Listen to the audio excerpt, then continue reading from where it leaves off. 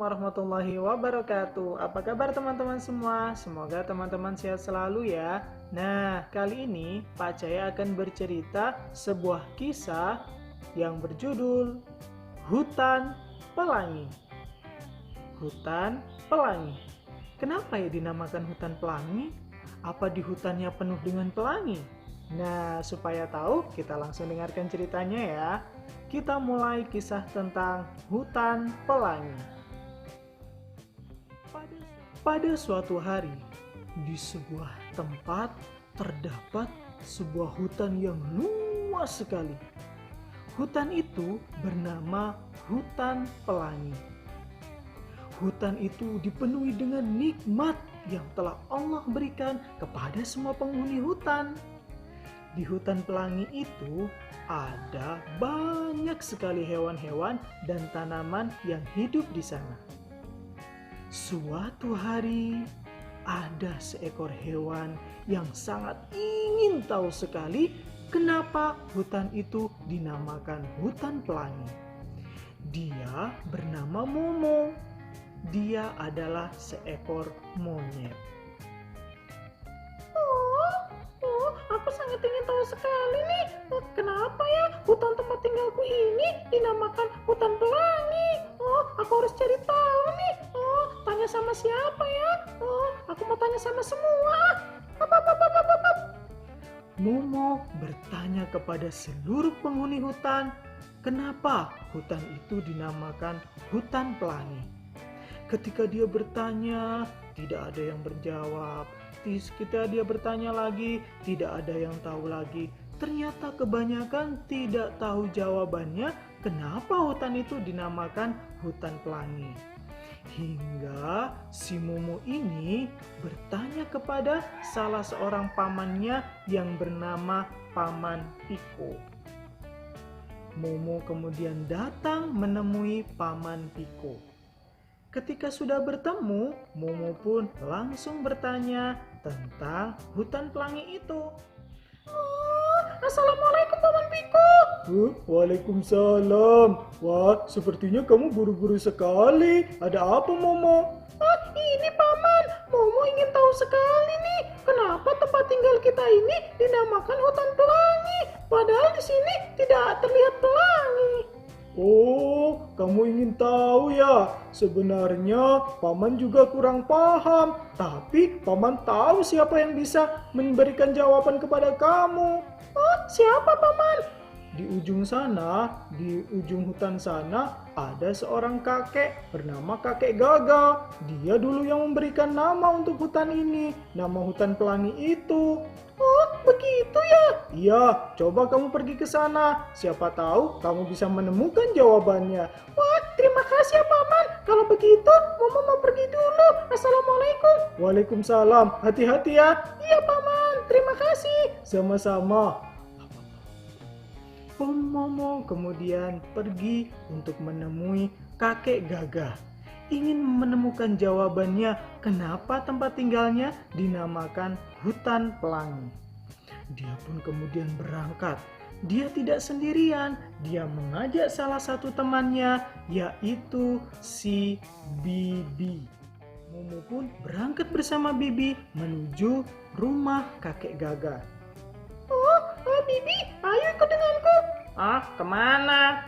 Aku mau menemukan jawabannya. Kenapa tempat tinggal kita namanya hutan pelangi? Aku penasaran sekali. Wah, aku juga penasaran nih. Wah, kalau begitu ayo kita berangkat. Iya, ayo kita berangkat. Oke, siap. Momo dan juga Bibi, mereka kemudian berangkat bersama-sama. Di tengah perjalanan, tiba-tiba mereka berhenti. Ternyata di depan mereka itu ada sebuah sungai, teman-teman. Sungainya airnya lagi tinggi dan deras. Mereka tidak bisa lewat karena tidak ada jembatan di situ. Momo dan juga Bibi mencari cara untuk menyeberangi sungai itu. Wah, di depan sana ada sungai, harusnya deras sekali. Kita tidak bisa lewat. Iya ya, sekalipun aku bisa berenang, tapi kalau arusnya deras kayak gitu, nanti aku bisa hanyut. Wah, bagaimana ya? Kita harus cari cara untuk menyeberang. Iya ya.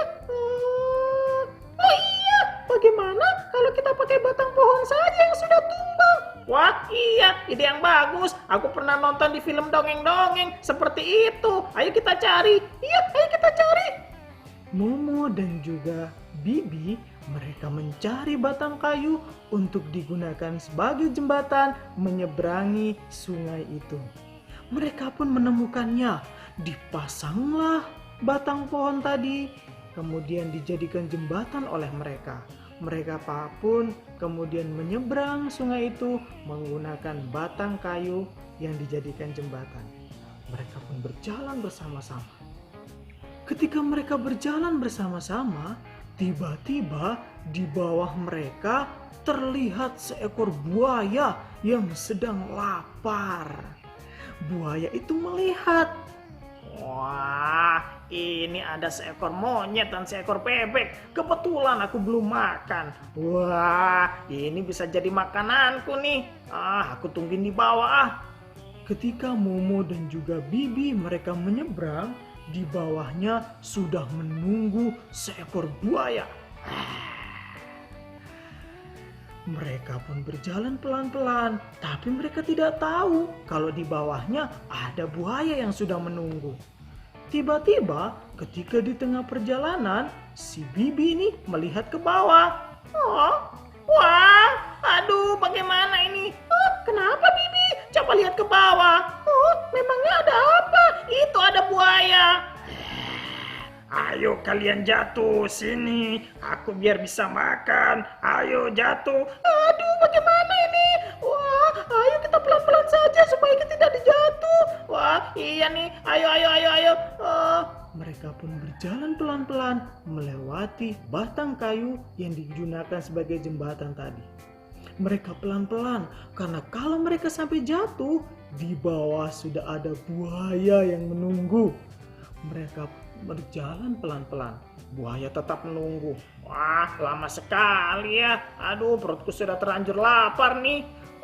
Ayo kita pelan-pelan ya Bibi. Iya, aduh bahaya ini. Setelah sampai di ujung kayu itu, mereka pun langsung berlari. Kita sudah sampai, yuk lari. Bibi dan Momo mereka berlari. Si buayanya nunggu.